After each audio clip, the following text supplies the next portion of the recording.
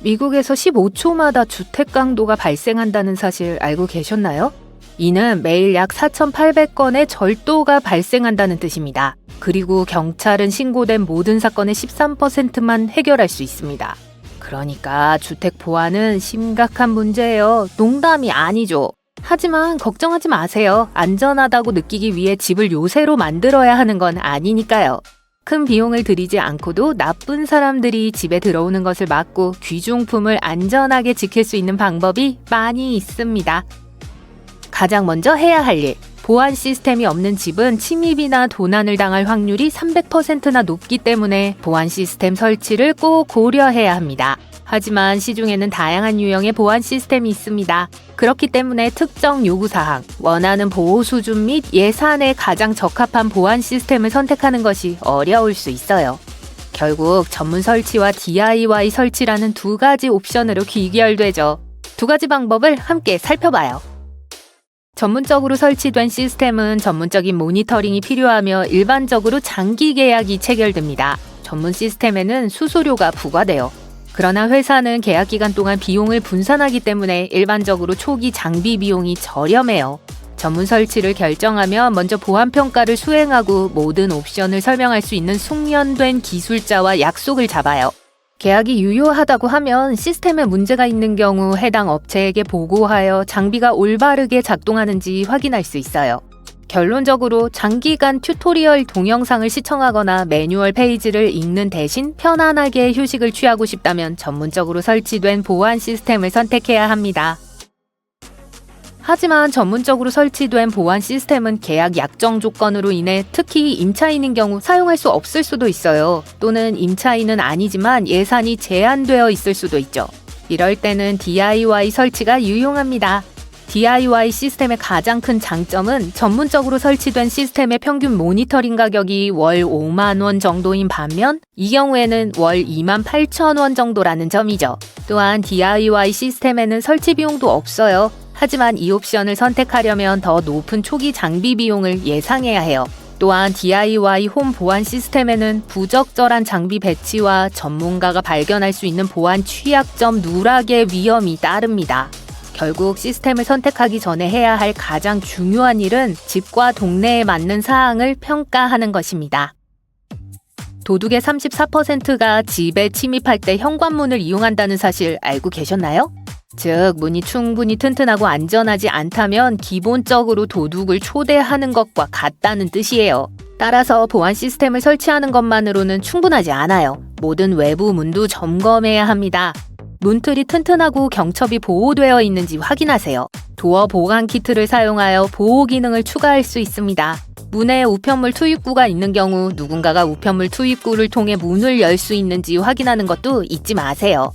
이전에 다른 사람이 거주하던 집이나 아파트로 이사할 때는 도어록을 교체하세요. 이는 낯선 사람이 열쇠를 가지고 집에 들어올 수 없도록 하는 가장 쉬운 방법입니다. 문 보안을 강화하는 또 다른 방법은 무선 초인종 카메라를 사용하는 것입니다. 아마존의 이 제품은 매우 사용자 친화적입니다. 100% 무선이에요. 1개월에서 2개월 동안 사용할 수 있는 충전식 배터리가 내장되어 있어서 자주 충전할 필요가 없어요. 휴대폰 앱에서 배터리 상태를 추적할 수도 있어요. 또한 동작 감지 기술과 슈퍼 야간 투시 기능도 있습니다. 방수 기능도 있어서 날씨를 걱정할 필요가 없어요. 그건 그렇고 슬라이딩 유리문도 잊지 마세요. 트랙에 창문 막대를 사용하여 강제로 열리지 않도록 할 수 있습니다. 도어 센서 또는 유리 파손 센서를 추가하여 누군가가 문을 조작할 때 경고를 받을 수도 있죠. 이제 가정보안의 기본에 대해 알아볼게요. 도둑이 창문을 통해 집에 침입하는 비율은 23%에 달합니다. 그 주된 이유는 대부분의 사람들이 창문을 잠그는 걸 잊기 때문이에요. 하지만 유리는 깰 수 있어요. 이런 일을 막으려면 창문 보안 필름으로 유리를 강화하거나 창문 발을 추가하거나 창문 센서를 설치할 수 있습니다. 이 모든 것이 불가능하다면 1층 창문 아래에 가시덤불을 심어 도둑이 침입하지 못하도록 막을 수도 있어요. 배우와 도둑의 차이점은 무엇일까요? 도둑은 스포트라이트를 받는 걸 좋아하지 않아요. 그렇기 때문에 실외 조명을 설치하는 것이 유리합니다. 조명은 앞마당과 뒷마당 주변, 통로, 차고 근처에 설치해야 합니다. 실외 보안 조명을 더 효과적으로 사용하려면 동작 인식 조명을 사용할 수 있어요. 예를 들어 이 조명은 태양열로 작동해요. 따라서 에너지를 절약하는 데 도움이 되죠. 하지만 그렇다고 해서 구름이 낀 날에 작동하지 않는다는 뜻은 아닙니다. 비 오는 날에도 4, 5일 동안에는 작동할 수 있어요. 도둑이 숨바꼭질하지 못하게 하세요. 나무와 관목은 집을 더 아름답게 보이게 할 수 있지만 도둑에게 편리한 은신처를 제공할 수도 있습니다. 그렇기 때문에 적어도 은신처로 사용될 수 있는 집 근처의 나무와 식물은 잘라내세요. 대신 작은 꽃과 덤불을 선택해서 도둑이 집을 비울 때까지 기다릴 수 있는 은신처를 만들지 않도록 하세요. 잠금 장치가 있는 대문, 창고 또는 기타 야외 건물도 마찬가지입니다. 이런 장소가 잠겨 있는지 확인하세요. 도둑은 의자와 사다리를 사용하여 창문으로 들어올 수도 있습니다. 따라서 의자를 밖에 두어서 도둑을 유혹하지 마세요. 이건 말할 필요도 없지만 차고를 잠그세요. 차고를 통해 집에 접근할 수 없더라도 도둑이 관심을 가질 만한 귀중한 물건이 많이 보관되어 있을 가능성이 높습니다. 차고 문 오프너는 차에 두지 말고 집 안에 보관하는 것이 현명합니다. 이렇게 하면 도둑이 쉽게 가져가는 걸 방지할 수 있어요. 보안 코드를 사용하여 차고를 여는 경우 보안 코드를 비밀로 유지하고 이웃을 포함한 다른 사람들 앞에서 차고에 들어가지 않도록 하세요. 좋은 이웃이 아닐 수도 있어요. 진입로 경보기를 설치하는 것도 차고 보안에 도움이 됩니다. 요즘에는 도둑뿐만 아니라 택배 도둑도 큰 문제입니다. 작년에 미국인 7명 중 1명이 이들에게 피해를 입었어요. 바로 이때 보안 카메라가 유용합니다. 우선 보안 카메라는 범죄를 억제하는 역할을 해요. 둘째, 누군가 실제로 물건을 훔쳐간다면 보안 영상으로 범인을 식별할 수 있습니다. 당분간 좋은 보안 카메라를 구입할 형편이 안 된다면 가짜 카메라를 선택하세요. 훨씬 저렴하고 집을 실제보다 더 안전하게 보이게 하는데 도움이 될 거예요. 제품을 찾고 있다면 이 상품을 고려해보세요. 깜빡이는 불빛이 포함되어 있어 진짜처럼 보이게 해요. 마지막으로 금고를 두는 것도 나쁘지 않아요. 영화 오션스 23과 같은 영화에 나오는 절대 열 수 없는 거대한 티타늄 금고일 필요는 없어요. 모든 예방 조치에도 불구하고 도둑이 집에 침입할 수 있습니다. 따라서 귀중품을 항상 보호해야 합니다. 값비싼 보석부터 중요한 문서까지 모든 것을 더욱 안전하게 보관하세요. 만일 금고를 구입하려고 한다면 내화성 방수 기능이 있고 도둑이 들고 도망갈 수 없을 만큼 무거운지 확인하세요. 후회하는 것보다 안전한 게 낫죠. 그렇죠? 라고 가정해볼까요? 신기루라는 걸 알지만 그래도 가까이 다가갑니다. 여러분이 옳았어요. 봉제 인형이 아니라 거대한 선인장이에요. 뭔가 이상해요. 이상한 솜털 덕분에 나뭇가지가 곰인형의 팔처럼 생겼어요. 하지만 이건 보풀이 아니라 수천 개의 얇은 바늘입니다. 그리고 여러분이 가까이 다가가면 안 되는 이유도 바로 그거예요. 이 선인장은 점핑 초야 또는 테디베어 초야라고 불립니다. 애리조나의 사막 지역과 멕시코 북부에서 자라죠. 이 선인장은 사람을 공격하지 않으니까 걱정하지 마세요. 다만 만지면 피부나 옷에 달라붙을 수 있어요. 이런 모피 코트는 선인장을 동물로부터 보호하고 그늘을 만들고 열로부터 보호합니다. 측면 가지는 광합성을 수행하고 내부에 많은 양의 수분을 축적하기 때문에 식물에서 가장 중요한 부분이에요. 따라서 모든 위험에도 불구하고 선인장은 사막 방랑자에게 도움이 될 수 있습니다. 여기서 위험한 건 바늘이에요. 자세히 보면 갈고리 모양을 볼 수 있습니다. 한번 터치했다가는 수백 개의 가시가 이미 손가락에 붙어 있을 거예요. 제거하기가 매우 어려울 거고 바늘이 불쾌한 통증을 유발할 거예요. 이 선인장의 가장 멋진 점은 번식 방법입니다. 이 식물은 새로운 장소에서 스스로를 복제해요. 동물과 사람이 점핑 초야를 지나가서 닿으면 선인장은 바늘과 함께 자신의 작은 조각을 줍니다. 이 조각을 땅에 던지자마자 뿌리를 내리고 자라기 시작하죠. 위험의 정도가 높아지고 있습니다. 사막의 다음 괴물이 우리를 향해 달려오고 있어요. 바로 타조입니다.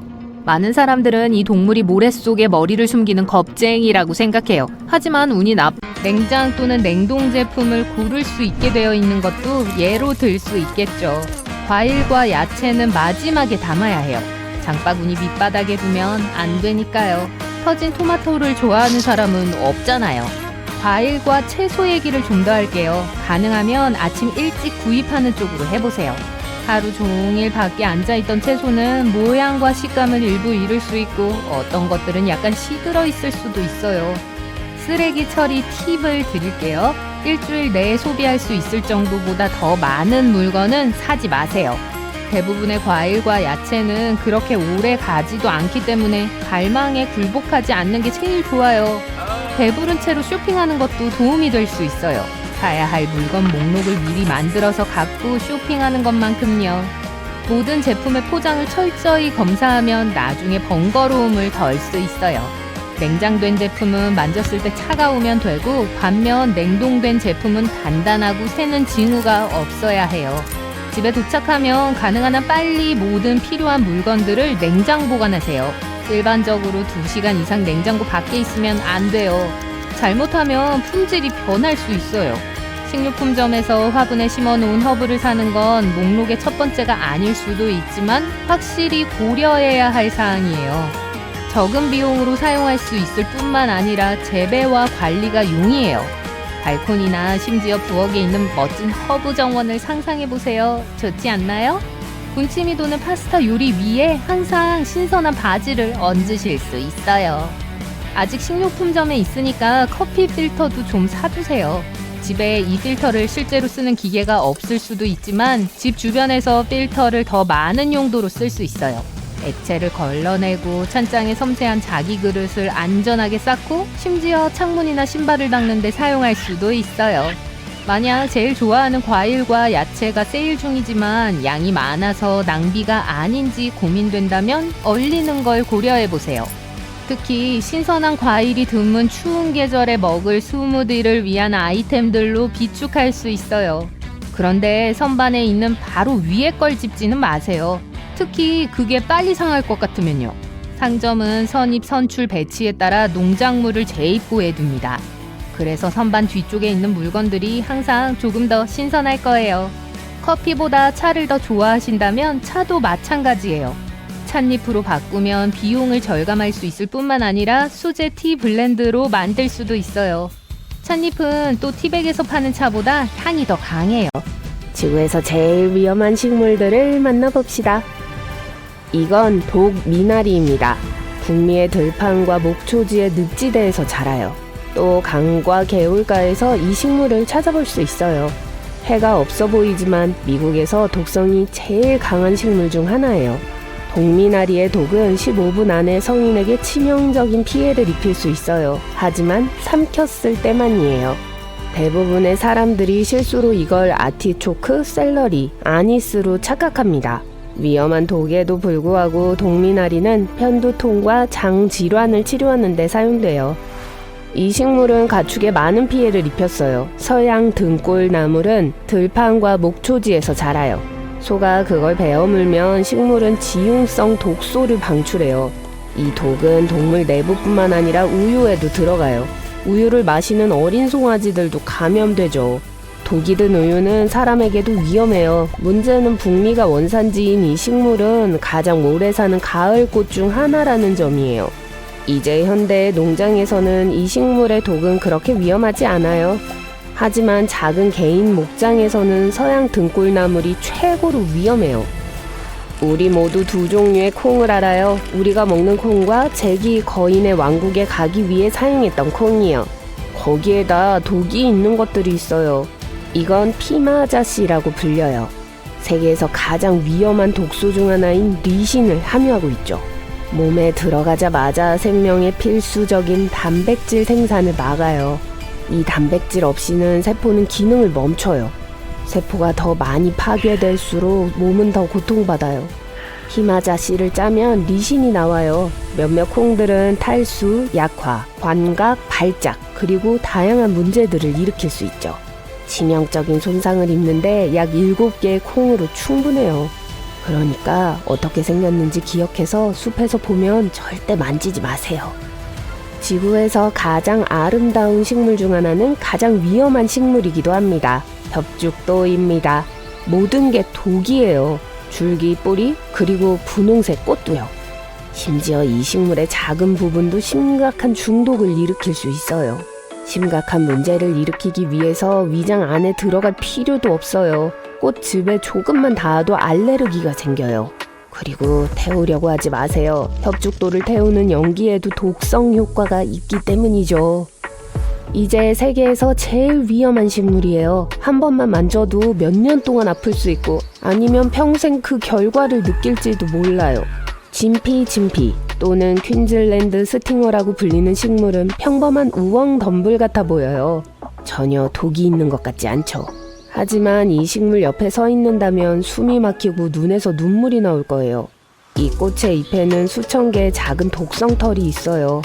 너무 가벼워서 공기 중에 떠 있으면서 바람에 의해 퍼질 수 있죠. 그래서 이 식물이 보고 싶다면 방독면을 써야 해요. 하지만 진피를 살짝 건드리면 아주 곤란해질 거예요. 어떤 사람들은 진피에게 한 번 쏘인 걸 동시에 말벌 30마리에 쏘인 것에 비유해요. 독이 있는 털은 피부 아래로 쉽게 침투해 자극과 통증을 유발해요. 문제는 여러분이 그걸 뺄 수 없단 거예요.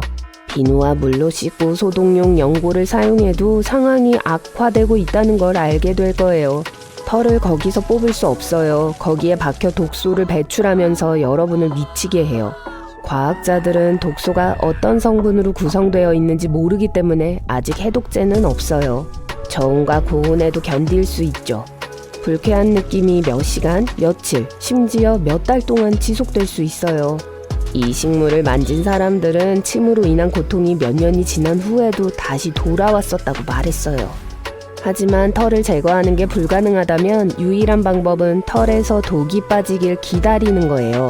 하지만 여기엔 또 다른 문제가 있어요. 장갑을 끼고 진피 잎 한 장을 뜯어 실험실에 넣어보세요.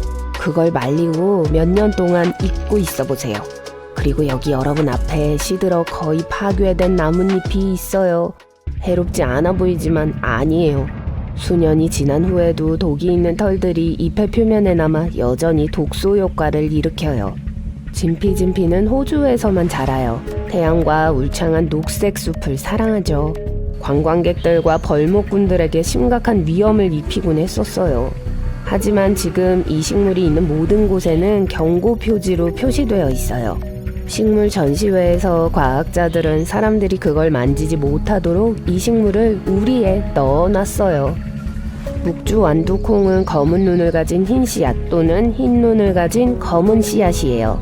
이 식물들은 아프리카, 아시아, 호주, 그리고 태평양 지역에서 발견할 수 있어요.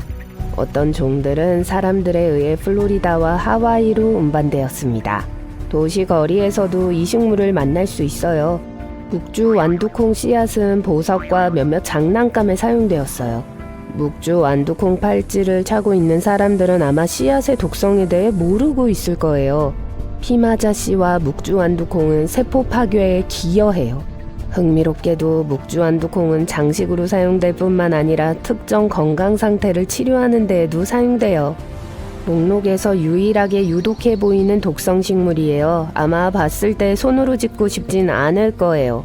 동맥이나 확대된 신경계 같아 보이는 이 빨간 줄기를 보세요. 그리고 이 열매들은 눈과 비슷해요. 인형의 눈은 좀 소름 끼치는 것 같아요. 내부 구조 또한 외관만큼이나 불쾌해요.